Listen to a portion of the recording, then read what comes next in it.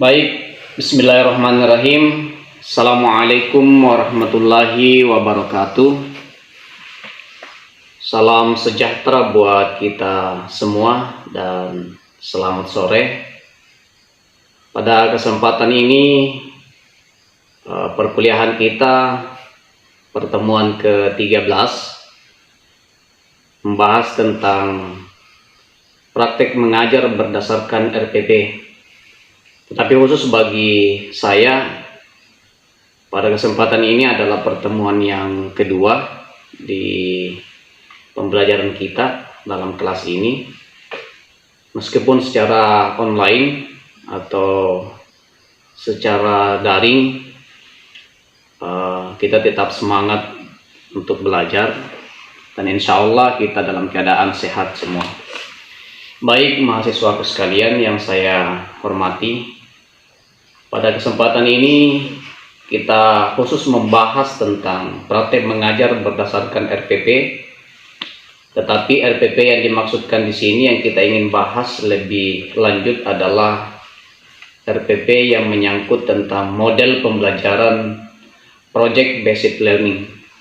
Ya. Ketika kita berbicara tentang RPP, tentu ini hanya sekedar penguatan saja.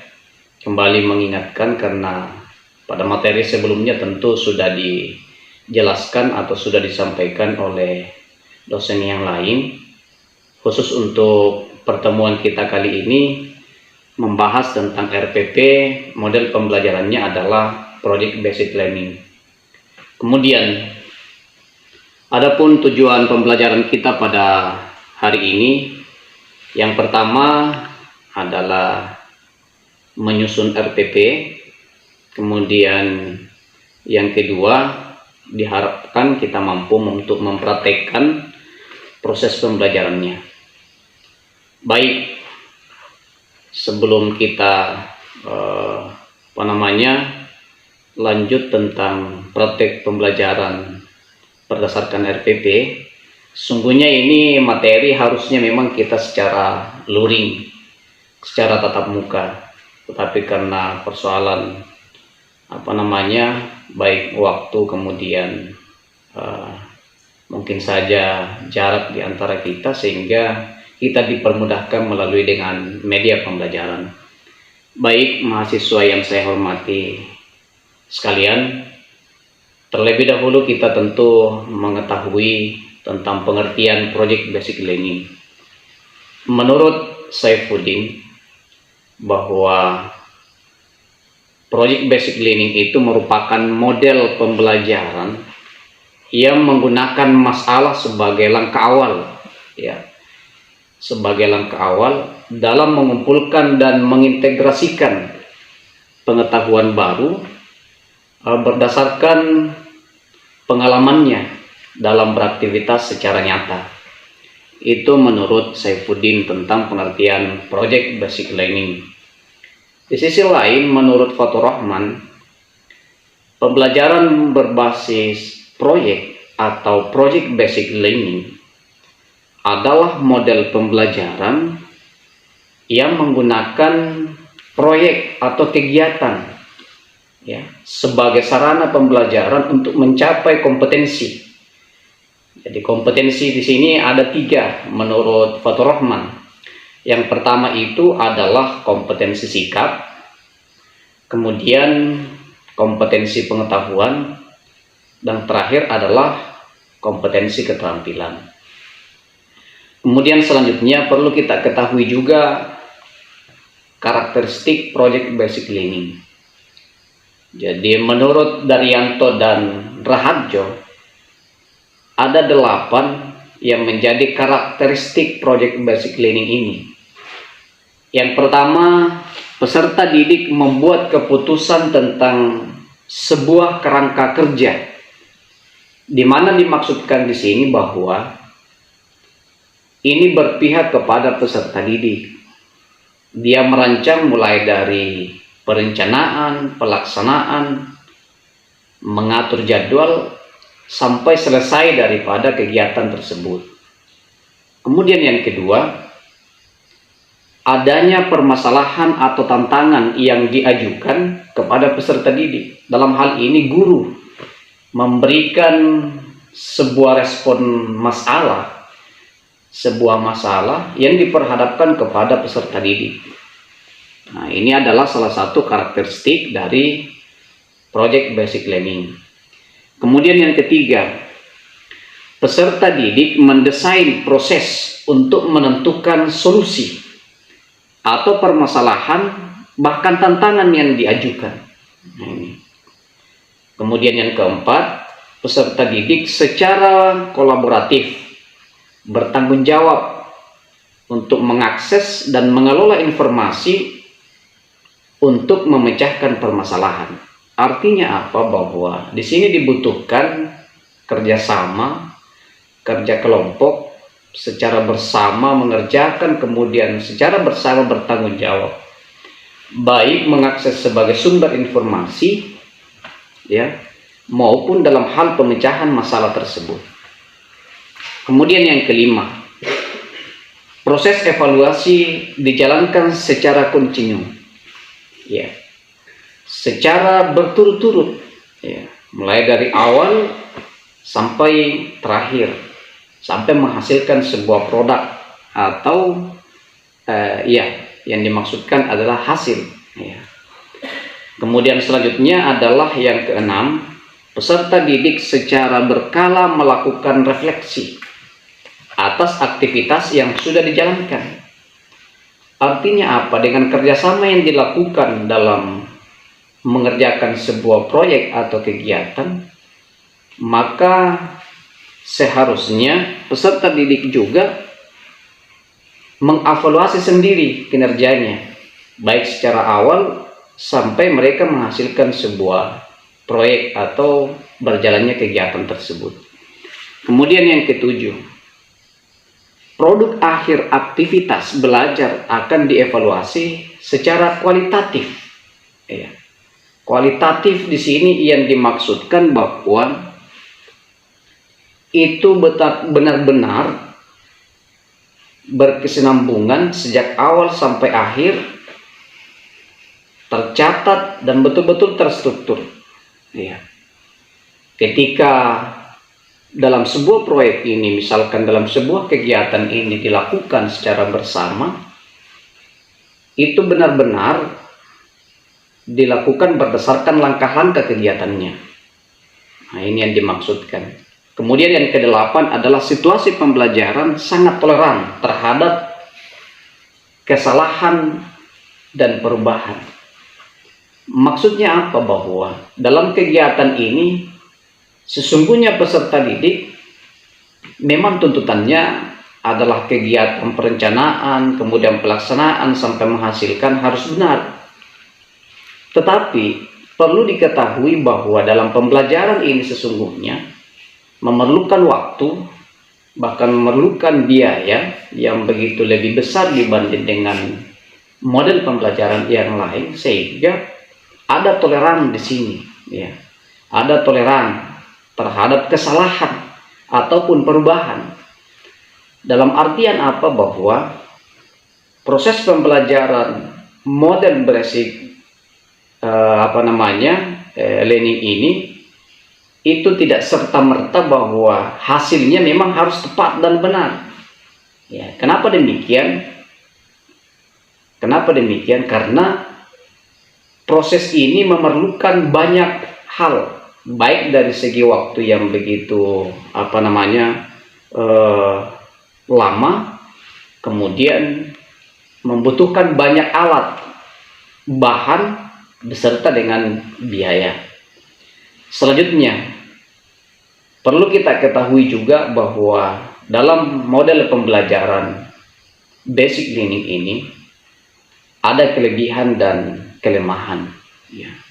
Berapa kelebihan bisa diungkapkan? Yang pertama adalah meningkatkan motivasi belajar. Ya, di sisi lain memang perlu diakui bahwa model pembelajaran ini itu bisa meningkatkan motivasi belajar peserta didik. Kenapa demikian? Karena di samping dia bisa berkolaborasi dengan teman-temannya, suatu pekerjaan, suatu produk, suatu kegiatan, tetapi dilakukan secara bersama.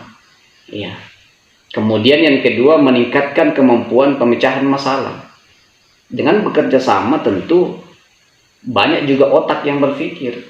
Ya, boleh jadi si A misalkan tidak tepat dalam hal menemukan sebuah solusi, tetapi karena dengan si B, hadirnya pemikiran si B, si C, si D dan lain sebagainya, berkolaborasi dalam hal menindaklanjuti permasalahan ini sehingga menghasilkan suatu karya atau kegiatan yang bagus. Kemudian yang ketiga, peserta didik lebih aktif. Ya. Memang dalam sebuah kerjasama, di antara hal pemicu keaktifan kita itu karena ada atau terkadang adanya kritikan dari teman sendiri bahwa kita tidak aktif, kita tidak cepat misalkan. Nah, itu bisa saja menjadi motivasi buat kita untuk senantiasa aktif dalam melakukan kegiatan. Kemudian selanjutnya adalah mengembangkan keterampilan komunikasi. Ya. Jadi di dalam kerjasama itu tentu salah satu keterampilan yang diterapkan adalah komunikasi. Komunikasi terhadap teman kita, ya, teman kelompok kita. Kenapa demikian? Karena dalam hal mengerjakan suatu kegiatan secara berkelompok, jika tidak dibangun komunikasi yang baik, tentu tidak menghasilkan suatu produk yang bagus. Selanjutnya, meningkatkan dalam mengelola sumber belajar. Ya. Ketika kita berusaha mencari, tidak hanya sekedar menemukan buku misalkan di perpustakaan sebagai rujukan untuk kita melakukan kegiatan, tetapi di sisi lain mungkin teman kita menemukan di situs baik di internet dan lain sebagainya. Nah, itulah sebagian dari sumber belajar. Kemudian yang ketujuh, memberikan pengalaman dalam mengorganisasi tugas. Secara berkelompok tentu kita mempunyai perencanaan. Ya, ada namanya schedule time. Jadi perencanaan sejak awal dari permasalahan yang diperhadapkan kepada kita, ya, maka kita merencanakan untuk mengerjakan dari sebuah proyek kegiatan yang dimaksudkan atau yang diberikan oleh bapak atau ibu guru kita. Ya. Jadi kita mengorganisasikan sendiri, mungkin kita bagi tugas dan lain sebagainya kepada teman-teman kita. Kemudian yang kedelapan, menyediakan pengalaman belajar secara kompleks dalam dunia nyata.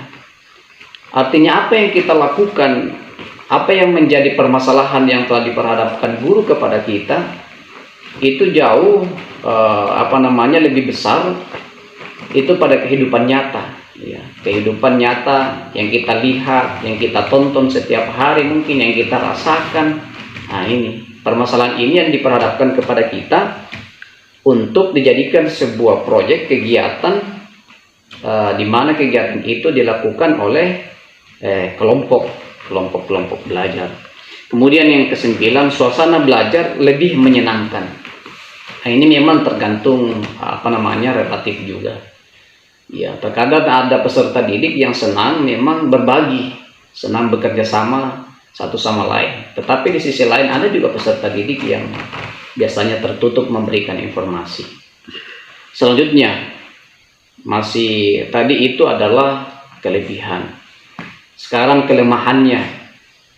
Kira-kira apa kelemahan dari PJBL ini? Ya. Yang pertama adalah memerlukan waktu yang lebih lama. Nah, sehingga tadi itu dikatakan bahwa produk ini dihasilkan dan betul-betul secara kualitatif.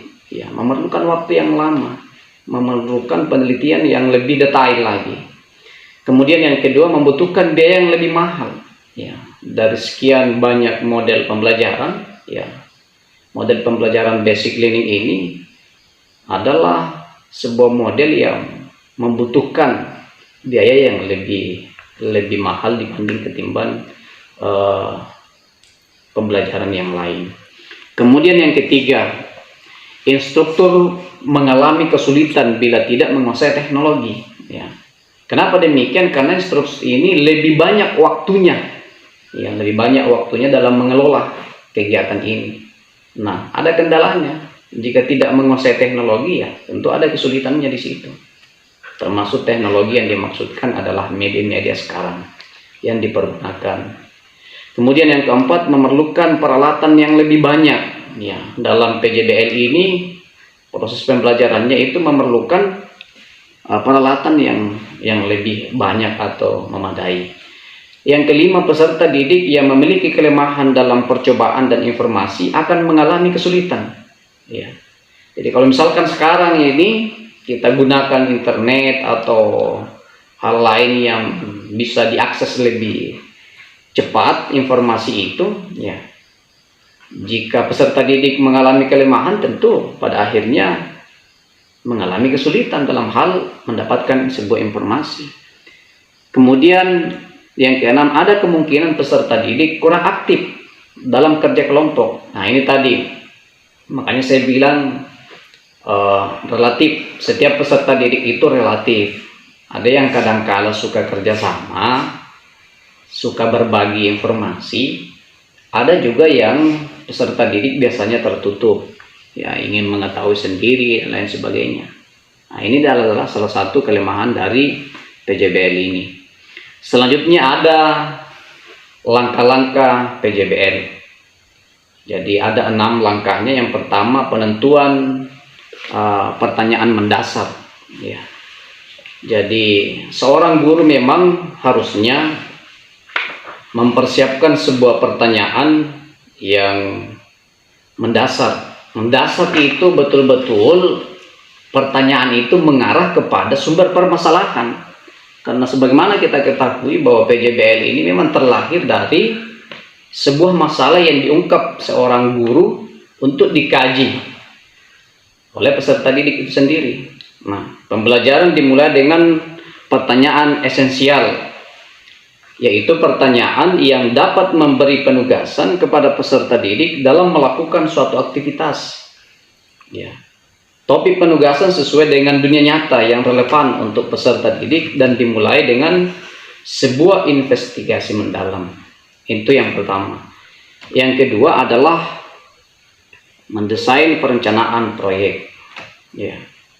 Yang kedua ini adalah mendesain perencanaan proyek atau sebuah kegiatan. Perencanaan dilakukan secara kolaboratif, baik antara guru dan peserta didik itu sendiri. Kemudian dengan demikian peserta didik diharapkan akan merasa memiliki atas proyek tersebut. Artinya apa? Bahwa dia yang mendesain, peserta didik ini diberikan keleluasaan untuk mendesain dari proses kegiatan tersebut, meskipun dilibatkan guru atau guru terlibat langsung dalam hal ini, tetapi ibaratnya dia sebagai sutradara lah, mengatur, memberikan umpan balik atas misalkan ada hal-hal kendala-kendala yang dihadapi oleh peserta didik. Kemudian yang ketiga, langkahnya adalah menyusun jadwal, ya.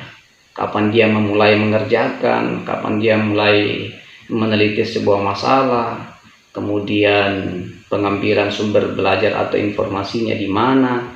Nah, itu mulai dari perencanaan, kemudian pelaksanaan kegiatan sampai menghasilkan sebuah produk dari hasil pekerjaan tersebut.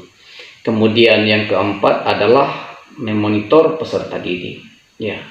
Jadi salah satu langkah PJBL ini yang memonitor peserta didik itu adalah guru. Jadi tidak sekedar membiarkan dia bekerja dengan kelompoknya sendiri, tapi guru diharapkan ada keterlibatan dalam hal memonitoring, selalu melihat sudah sampai di mana pekerjaan yang dilakukan oleh peserta didiknya. Kemudian yang kelima adalah menguji hasil. Ya. Jadi langkah PJBL ini diantaranya adalah kita uji hasilnya. Apakah hasilnya ini berdasarkan konsep dan melahirkan sebuah produk yang bagus, langkah PJBL yang keenam adalah mengevaluasi pengalaman.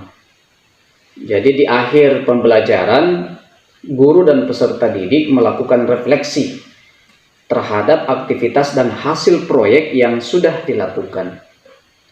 Proses refleksi ini dilakukan baik secara individu maupun secara berkelompok. Kemudian selanjutnya yang kita ingin bahas adalah pedoman bimbingan proyek basic learning. Yang pertama adalah keautentikan. Maksudnya adalah kita harus memastikan keaslian dan kesahihan pembelajaran yang terjadi dalam pengerjaan proyek. Kemudian yang kedua, taat terhadap nilai akademik. Ya. Jadi kita dapat memastikan bahwa peserta didik itu belajar secara maksimal dan bernilai berdasarkan cara belajar yang terarah. Kemudian yang ketiga, belajar pada dunia nyata. Ya. Di saat ini atau di zaman ini memang suatu keharusan dalam model pembelajaran proyek basic learning ini itu memang mengarah kepada dunia nyata. Selanjutnya adalah aktif dan mandiri. Aktif dan mandiri dimaksudkan di sini bahwa tidak hanya sekedar menyelesaikan proyek itu secara berkelompok, tetapi dinilai juga dari setiap individu peserta didik itu sendiri. Nah, kemudian selanjutnya adalah hubungan dengan ahli. Bahwa eksperimen atau percobaan yang dilakukan ini tentu berdasar atau konsepnya adalah sebagaimana orang-orang sebelumnya mengadakan penelitian. Nah, ini kaitannya dengan ahli. Kemudian penilaian. Ya. Akhir dari pedoman bimbingan proyek basic learning ini adalah penilaian.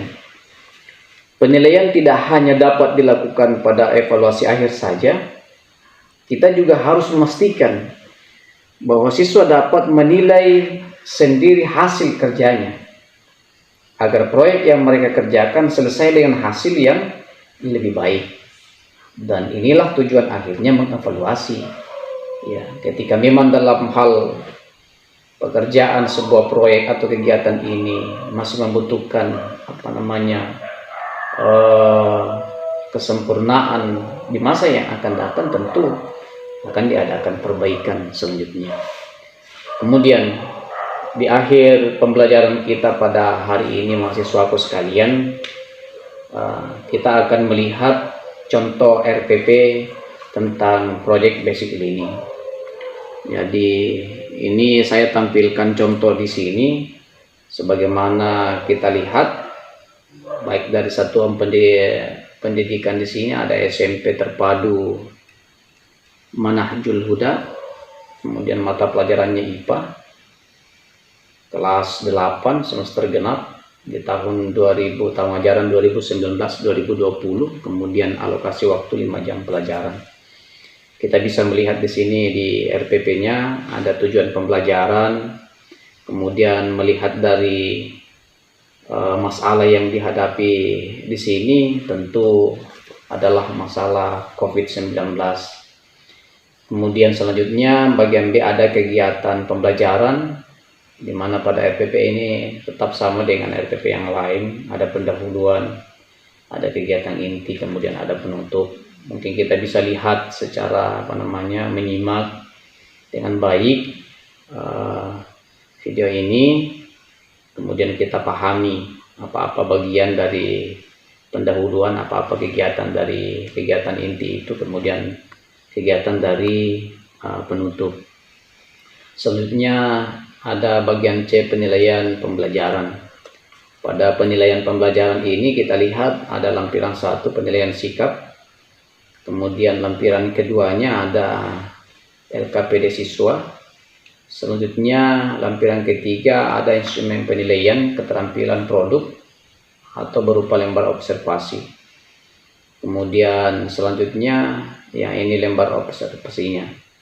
Nah, sebagai penutup dari pembelajaran kita pada sore hari ini, kesimpulannya adalah bahwa model pembelajaran Project Basic Learning itu adalah model pembelajaran yang berpusat pada siswa dan berawal dari suatu latar belakang masalah untuk mengerjakan suatu proyek atau aktivitas nyata yang akan membuat siswa mengalami berbagai kendala-kendala kontekstual sehingga harus melakukan investigasi atau inquiry dan pemecahan masalah untuk dapat menyelesaikan proyeknya sehingga dapat mencapai kompetensi sikap, pengetahuan, dan keterampilan. Baik, saya kira cukup apa yang saya sampaikan pada pertemuan ke-13 ini. Bagi saya selaku mahasiswa pasca sarjana mahasiswa PPE adalah pertemuan kedua di kelas kita ini. Tentu saya sangat berterima kasih kepada adik-adik mahasiswa yang masih setia dalam hal mengikuti perkuliahan kita.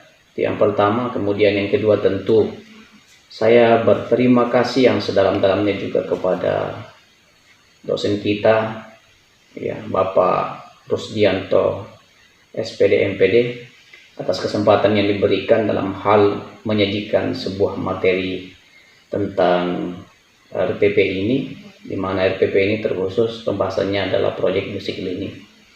Saya kira cukup sekian. Terima kasih banyak. Assalamualaikum warahmatullahi wabarakatuh. Selamat sore dan salam sejahtera buat kita semua.